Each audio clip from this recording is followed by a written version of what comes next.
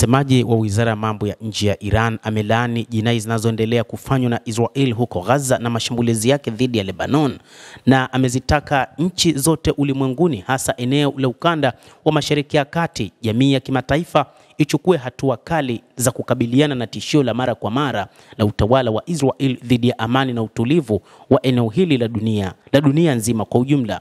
Amegusia mauaji ya kimbari yaliyofanywa na Israel dhidi ya Palestina katika ukanda wa Gaza kupitia mashambulizi ya kikatili na kuzuia kuingia misaada ya kibinadamu kwenye ukanda huo.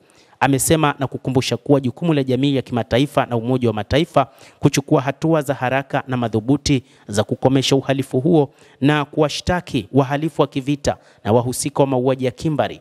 Msemaji wa wizara hiyo ya mambo ya kigeni Ismail Baghei amesema azimio la hivi karibuni la Baraza la Usalama la Umoja wa Mataifa kuhusu ushauri wa Mahakama ya Kimataifa ya Haki, ambayo ilisisitiza wajibu wa mataifa yote kwa mujibu wa kifungu cha kwanza cha mkataba wa Geneva wa mwaka 1949 kuhakikisha inasimamia utekelezaji wa sheria za kimataifa za kibinadamu na kulani vikali ukiukwaji wa mara kwa mara na mkubwa wa sheria za kibinadamu na utendaji wa jinai za kivita, jinai dhidi ya binadamu na mauaji ya umati yanayofanywa na utawala wa Israel, na kusisitiza haja ya kukomeshwa kiburi cha utawala wa Israel.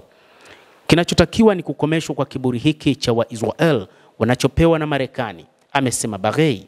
Ameongeza kuwa Marekani na makundi ya Israel yanashirikiana kufanya mauaji ya umati wa Palestina na jinai nyingine zinazofanywa na utawala huo pandikizi katika ardhi za Wapalestina unazozikalia kwa mabavu pamoja na katika nchi ya Lebanon na Syria. Na amesema licha ya kutangazwa madai ya kusitisha mapigano huko Gaza na Lebanon, lakini utawala huo kwa msaada kamili wa Marekani na kutojali makubaliano ya kusitisha vita umeendelea kufanya mashambulizi makubwa na kuua raia wasiokuwa na hatia.